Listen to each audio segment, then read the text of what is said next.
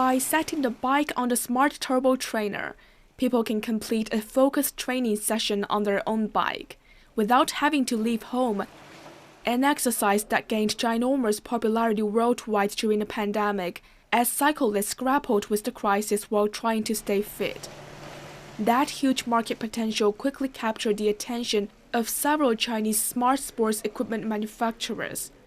Having been in the industry for 6 years, Wuxi-based ThinkRider started to get into overseas retail just last May through the country's cross-border e-commerce platforms.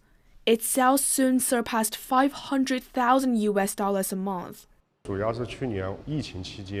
During the pandemic last year, many of our rivals overseas were having problems in supply chains and sales.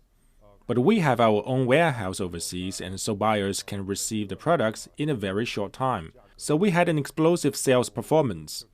And usually, people in developed countries are reluctant to try new brands. But the pandemic helped us gain popularity in such a short period of time.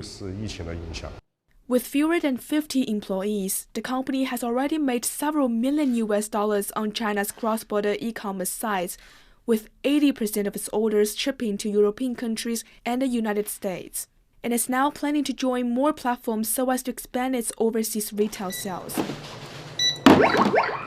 China's cross-border e-commerce imports and exports in 2020 reached almost 1.7 trillion yuan, an increase of 31%, of which exports were 1.1 trillion yuan, up 40%.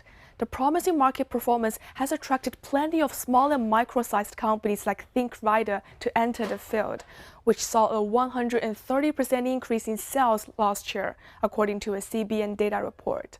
During the first quarter, the number of small and micro-sized merchants joining Alibaba's cross-border e-commerce platform, AliExpress, saw a year-on-year increase of more than 50%.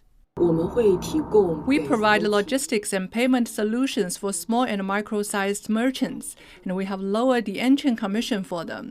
We help them guarantee their all-round services, manage their buyer flow, and market their products.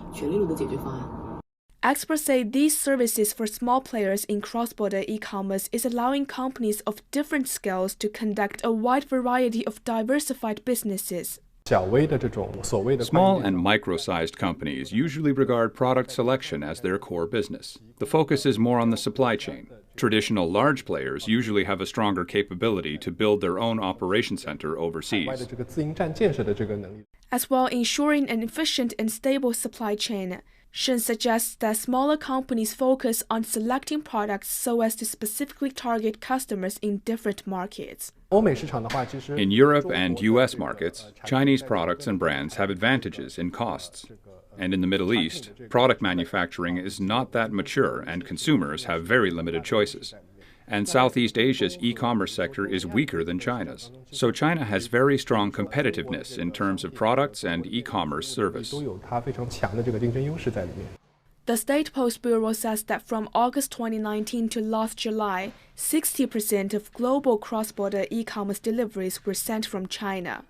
With 2021 set to see further development in the field, increasingly diversified companies are expected to enter, offering big help to domestic merchants who would like to expand overseas. 张世全 Money Talks, Wuxi, Jiangsu Province.